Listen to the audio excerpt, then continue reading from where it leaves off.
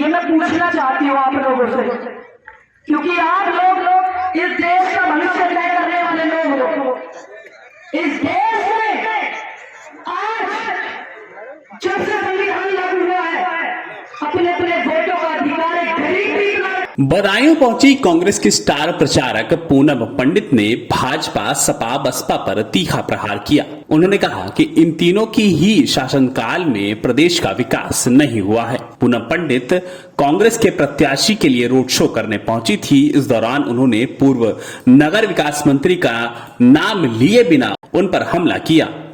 उन्होंने कहा कि वो नगर विकास मंत्री थे जिन्होंने उत्तर प्रदेश सरकार में अहम पद पर रह करके काम किया, लेकिन वो नगर का विकास ही नहीं करवा पाए, सिर्फ अपना विकास करवाते रह गए। आपको बता दें कि पूनम पंडित बदायूं दहगवा प्रत्याशी राजवीर सिंह यादव के समर्थन में पहुंची थी। इस दौरान उन्होंने रोड शो करते हुए जनता से वोट की अपील की। प्रत्याशी राजवीर सिंह के यादव के समर्थन में जो है वोट मांगे हैं, तो क्या कहेंगे, क्या भविष्य तय करेगा आगे की राजनीति का? बिल्कुल, ये जड़ है, जड़ मजबूत हमें करनी है। ये नगर निकाय का चुनाव छोटा चुनाव नहीं है। ये तय करेगा कि इस देश का जो प्रधानमंत्री होगा 24 का, वो एक तानाशाह होगा या मेरे नेता राहुल गांधी होगा। क्या लगता है, अभी आपने प्रधानमंत्री जी के लिए प्रचार मंत्री कहकर संबोधित किया, आखिर ऐसा क्या कहा आपने? मैं क्या कहूँ, आज मणिपुर एक राज्य जल रहा है। क्या प्रधानमंत्री जी ने बोला?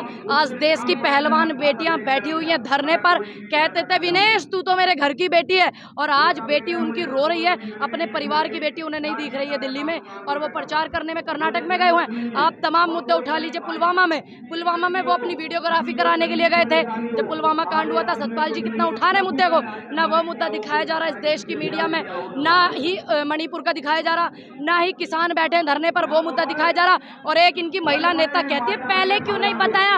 इस भारत जैसे देश में, वो भी कुश्ती पहलवानी करने वाली बेटियों को कितना कुछ झेलना पड़ता है। परिवार अनुमति नहीं देता है, और जब अनुमति देता है और बेटी एकदम से बता दे तो परिवार क्या कर लेगा? उसके सपनों में जो उसके पर काट करके परिवार बिठा लेता है। इसी के डर से नहीं बताया, और कुछ चीजें बताई भी 2012 में FIR हुई ब्रजभूषण पर, वो भी उन्होंने उजागर की। लेकिन आज मैं प्रचार मंत्री ना कहूँ तो क्या कहूँ। अभी दिल्ली की जो पहलवान बेटियां हैं वो जंतर मंतर पर धरना प्रदर्शन कर रही हैं, FIR भी लॉन्च हो गई है, लेकिन अभी तक गिरफ्तारी नहीं हुई। क्या पोस्को एक्ट लगा है ब्रजभूषण के खिलाफ, FIR जो हुई है पोस्को एक्ट में साफ लिखा है, मैं नहीं कहती हूँ, संविधान कहता है अगर किसी पे पोस्को एक्ट है सबसे पहले उसकी गिरफ्तारी होगी, जांच बाद में होगी। लेकिन यहाँ उल्टा ही है। मुझे लगता है कहीं गृह मंत्री जी और प्रधानमंत्री ब्रजभूषण से डर तो नहीं गए?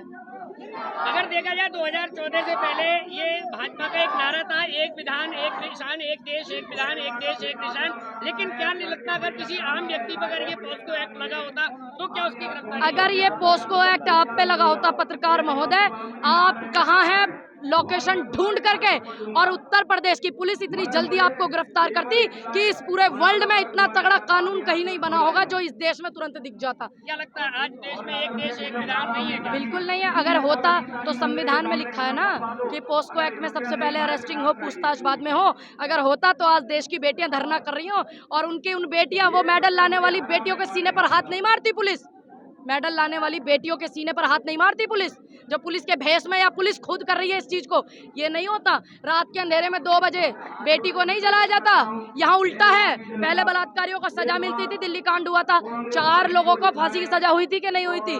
दूसरी बात, अब 4 लोगों को फांसी की सजा हुई थी जब दिल्ली कांड हुआ था। बदायूं से अटल टीवी के लिए मनोज कुमार की रिपोर्ट।